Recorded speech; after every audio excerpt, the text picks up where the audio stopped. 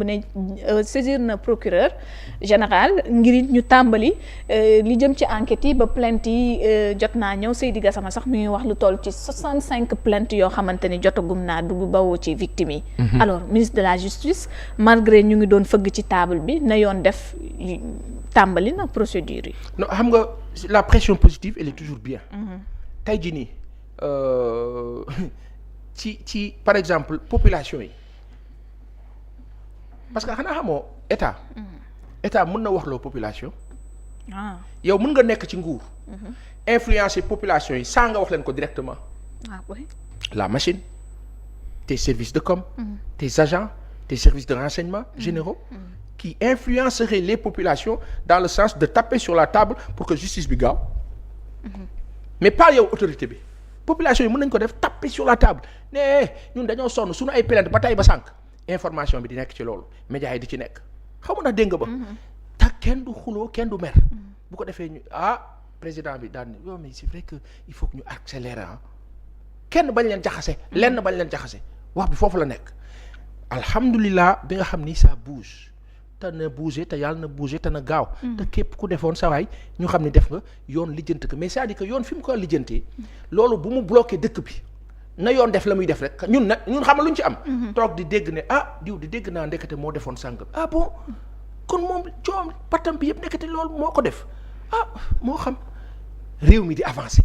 ñu nekk ci leneen la majorité des sénégalais ñu yóbbu leen ci xob ba espoir bi ñu am ba yaakaar nguur gi fal leen espoir boobu nekk suñuy waxtaan nekk suñuy débat quand je vois des agriculteurs dans l'agrobusiness des Sénégalais et Sénégalaises ñu naan la ils ont des commandes de l'Allemagne des Pays-Bas pour la mangue en 2026 loo xam ni jëmbataguñ ko ñu nga jëm ak moom 2026 2027 ça veut dire que espoir mën na am ça veut dire que on a des opportunités colossales quand on a ce déminage là bi am en Casamance mais yaakaar gënut a rëy loolu communiquons vers ces choses. mais ñoom dañu ne woon yaakaar bi tam da doon nekk ci yoon ñu situer les responsabilités ci li xewoon déggoo li ma la wax dama la ne population yi ñoom bu ñuy xëy di taper sur la table ba pression bi dem ba ci kaw ñu ne waaw mais gars yi aj président premier ministre ministre de la justice ñu ne aywa let's go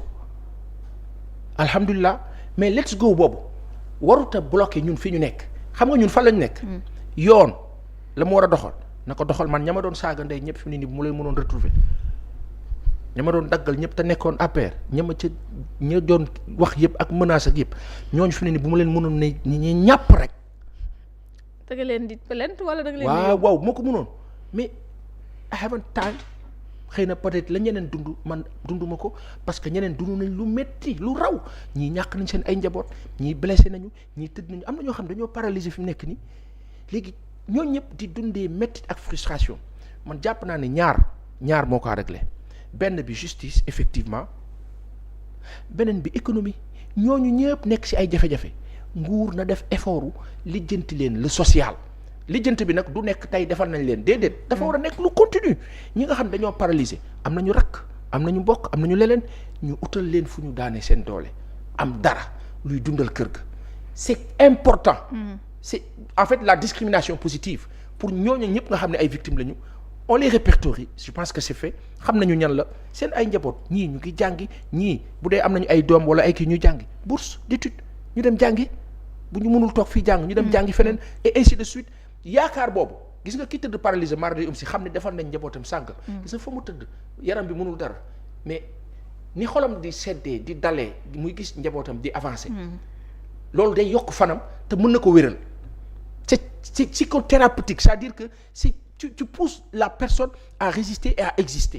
mais su fekkee ne économie newu fa ñu topp rek justice nit ñay dee te justice moom boo moytul ñee daañu faatu du ñu fekkee justice ba te du am sens. kon da ngay fekk ci président bu mu doon wax am na ay priorité yoo xamante ni mi ngi fi te nguur gi loolu la am comme orientation bu mu ko waxee nag boobu coow li bëri na ginnaaw sotti bu Ousmane Sonko beeg yooyu.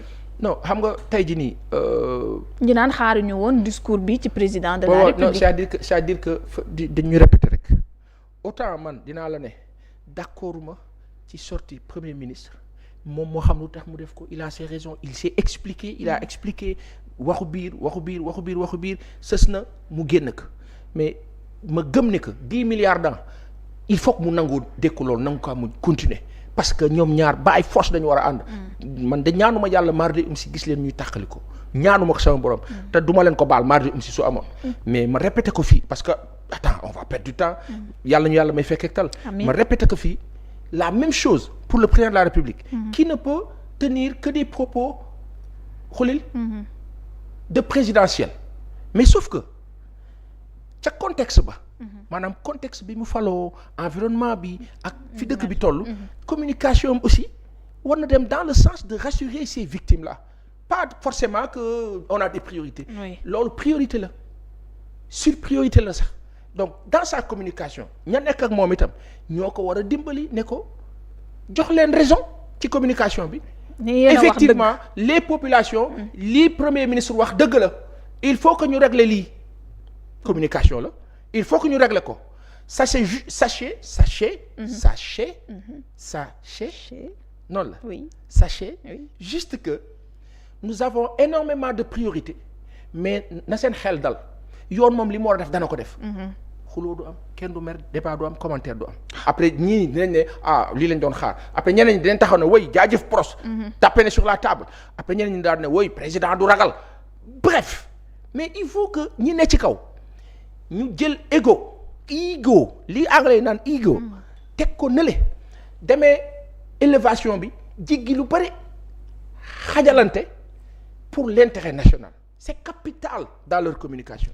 communiquer nañu lu bëri justice bi fi nekk li tax mënul dem mooy ki ñu fi teg peut-être dafa mel ni mooy problème bi lenteur yi tamit duut nañ ko baaraam plusieurs fois des leaders députés yenn yi.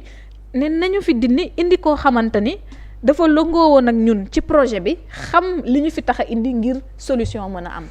ñooñu ndax da nga leen di jox raison foofu.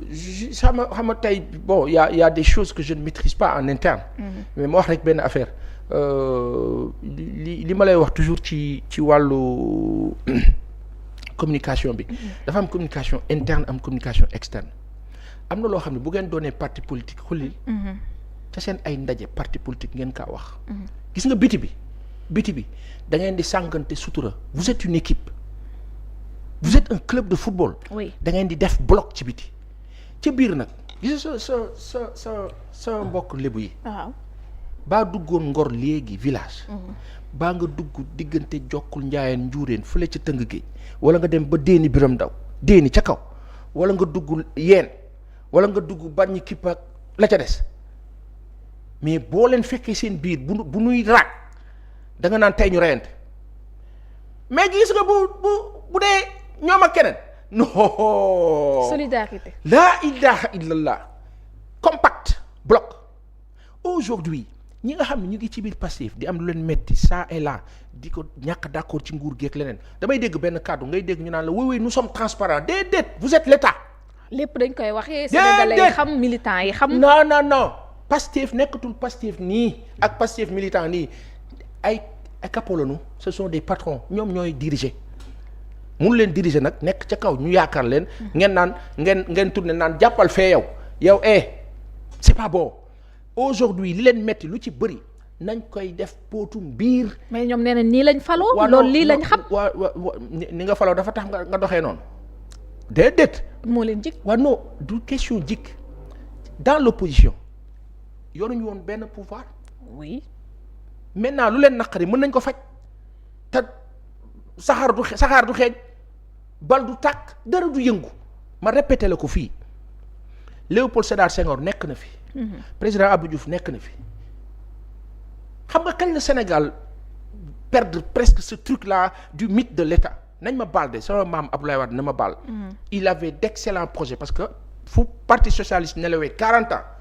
Ablaye Wade moo yee réew mi ci 12 ans comment par de grandes initiatives de grands projets yàlla dëgg la bëgg mais malheureusement ña mu àndaloon ñoo taal daay bi ñenn ñi daay boobu ñëw ànd ak waa APR yokk ko moo di ne on a perdu ce mythe là d'État avec ces gens là nañ ma baal ak respect mi am ci ñoom maintenant nguur gu bees gi ce n'est pas parce que wuy dañoo raag dañoo xeex kat wuy bu ñu yoree nguur gi tamit dañuy raag dañuy xeex looy xeex yow xeex bi jeex na yow kay tabax nga war a def te nguur gu bees gi effectivement je sais que il y a énormément de choses qui sont en train de réussir nañu yóbbu nit ñi foofu gis nga tey ji nii ku leen di yóbbu sax ci gaamu parce que damay dégg léeg-léeg nga gis kenn ci acteurs politiques yi bokk Pastef naan xam ngeen ni ñun bu dara desul lu dul gatsa ñun déedéet yow sa maanaam yow da nga nekk université waa ji nekk CM2 ki nekk université du jotee ki nekk CM2 parce que boo bëggee nekk Barcelone di xuloog waa Jaraaf sama mbokk yi nañ ma baal Jaraaf ma am yi wala di xuloog waa Ñaari Tali mais après yow ñi ñëw di àtte sax di xeex bi dañ naan waa yéen waa lii lu mu doon ma répété ko fii nañ ma baal de sama mbokk Pastef ma waxaat ko fii c'est objectif et c'est une contribution du xam-xam du dara ñoom ñoo ñu gën a xam mais dañu ne émotion bi nañ ko gérer ci biir c'est-à-dire ma wax la ko fii gis nga boo ubbi woon sama xol bi ne ñàpp waa APR rek laa bëgg ñàpp ne leen ñàpp yaa ngi wax dissoudre loolu moom rek nga wuy ma xulil man du ma leen dissoudre ah oui déedéet du ma leen dissoudre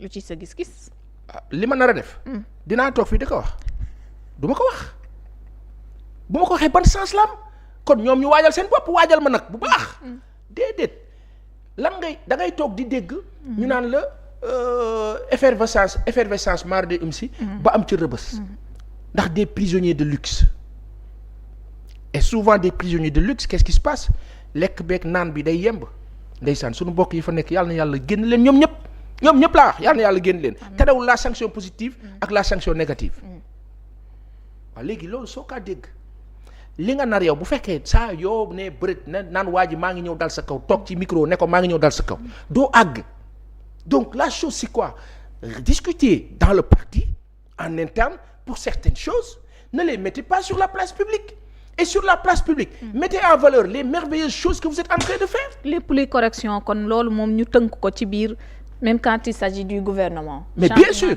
yow mën nañu ànd man ak yow ba pare ma bëgg ne teg ko soi-disant oui nous sommes transparents du transparence loolu sàggar la ngeen baal ma li ngeen di war a critiquer def leen ko ci seen biir vous n'allez pas vous affaiblir moi j'ai pas envie aujourd'hui personnellement ak ma wax ko ci kaw ñoom la ma àndal xulil ma baat ca kaw ñoom la ma àndal parce que Sénégal laa gëm ne que fii ñu woote nii foofu mooy yoon bu baax bi maintenant il faut pas nag loolu mu am lu kaa sappe loo xam ni dafay indi doute après ñu ne mais attends si les gens ne peuvent pas contrôler leur émotion est-ce qu'ils vont pouvoir gérer il faut qu'on gère l'émotion